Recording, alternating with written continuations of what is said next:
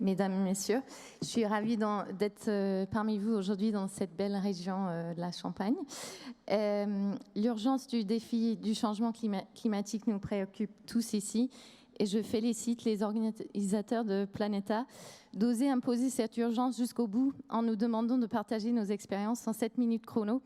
Comme le Marseillais qui m'a précédé, je ne vous cache pas que ça me pose un souci en tant qu'Irlandaise plutôt bavarde. Du coup, je vais m'imposer de lire mes notes parce que sinon, on ne va jamais se tenir le timing. Et je vais essayer de rattraper un peu le retard marseillais. Donc, je m'appelle Noreen, ce qui veut dire en gaélique la petite Nora. La grande Nora, ma grand-mère paternelle, était une éleveuse laitière dans la région de Tipperary en Irlande. Elle a mené sa ferme avec ses filles, mon père et ses petites filles pendant plusieurs décennies.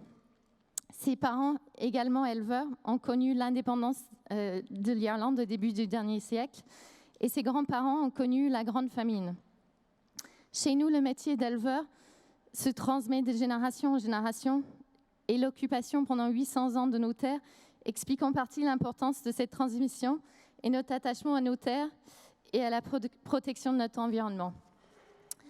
Le défi de la faim dans le monde nous touche aussi tout particulièrement parce que nous l'avons aussi vécu il y a 170 ans et cela a divisé notre population par deux. Mais aujourd'hui, nous sommes ici pour regarder vers l'avant.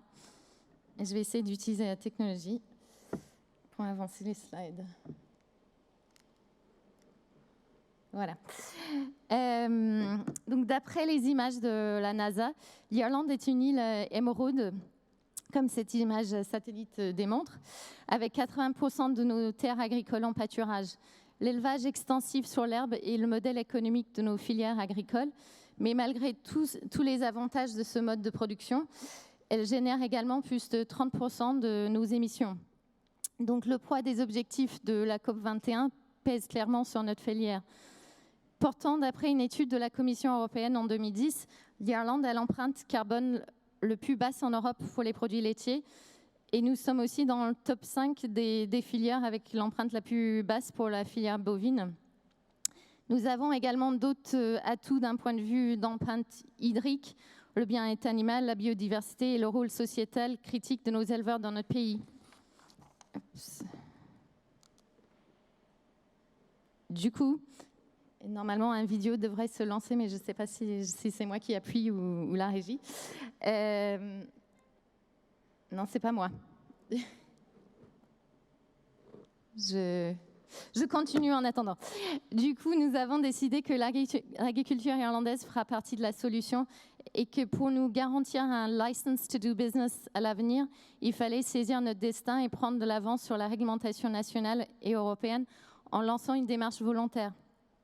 Origin Green a été lancé en 2012 et aujourd'hui, ce programme national de développement durable pour toute la filière agroalimentaire en Irlande est toujours la seule démarche au monde de cette envergure avec une accréditation indépendante. La vidéo qui marche toujours pas. Allez expliquer plus rapidement que moi le détail de l'engagement. Donc du coup, je vais sortir de mes notes et ça va durer plus longtemps. Oui, cet engagement en fait couvre aussi bien l'amont que l'aval et depuis 2016, ça couvre également la vente au détail en Irlande. Donc on a incorporé des enseignes de la grande distribution et de la restauration en Irlande aussi. Mais souvent, quand on parle d'Origin Green à l'étranger, on s'arrête souvent à l'aspect carbone du programme. Sûrement parce que nous sommes le seul pays au monde à systématiquement mesurer l'empreinte carbone de nos élevages. Et puis aussi, au début, on en a beaucoup parlé nous aussi, donc c'était peut-être un souci de communication. Mais la démarche est beaucoup plus holistique. Nous mesurons beaucoup d'autres critères sur lesquels on s'appuie ensuite pour conseiller nos éleveurs et les aider à réduire leur impact environnemental et augmenter l'impact économique et sociétal de leur exploitation. Car on parle souvent du bien-être animal, mais on parle peu du bien-être de l'éleveur et de l'environnement et l'interdépendance des trois. Origin Green comprend aussi un volet au niveau de la transformation agroalimentaire et un nouveau volet pour la vente au détail. La semaine dernière, Origin Green a soufflé les bougies de son 6e anniversaire.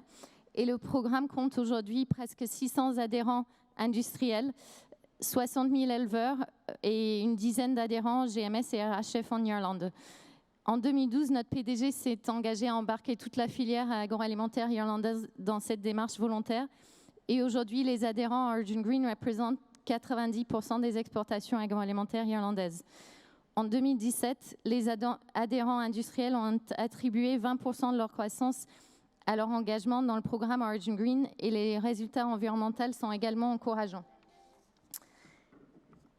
Mais le défi reste important aujourd'hui et nous réfléchissons avec nos partenaires privés, publics et producteurs sur l'évolution de ce programme pour accélérer son impact et traduire cette urgence à chaque maillon de la chaîne. Ceci est une priorité pour notre gouvernement et notre ministère de l'Agriculture y a investi en conséquence. Un premier aspect tangible de cette évolution est notre engagement récent au UN Global Gap. Ceci traduit par un engagement d'inciter nos adhérents à s'engager publiquement également sur cette voie.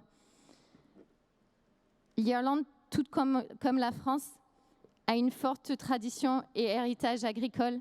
Et Monsieur le maire, ce matin, nous a invités de se réinventer. Et en toute modestie, je crois que nous sommes déjà sur cette voie en Irlande. En Irlande, nous ne pouvons plus nous satisfaire de notre image verte et naturelle. Nous sommes obligés de l'approfondir en mesurant son impact et en améliorant cet impact au niveau environnemental, économique et sociétal, et surtout en le valorisant. Nous sommes comme le colibri qui apportait des gouttes d'eau pour éteindre le feu de forêt. Mais nous assumons notre petite taille en estimant que nous essayons de faire notre part. Ce défi et cette urgence auraient sûrement effrayé ma grand-mère Nora, si elle était encore parmi nous aujourd'hui. Mais en tant qu'Irlandaise pragmatique de fort caractère, elle aurait compris que ceci n'est plus une question de choix, mais de besoin. Merci et comme on dit en gaélique, Gorv Mille Margav.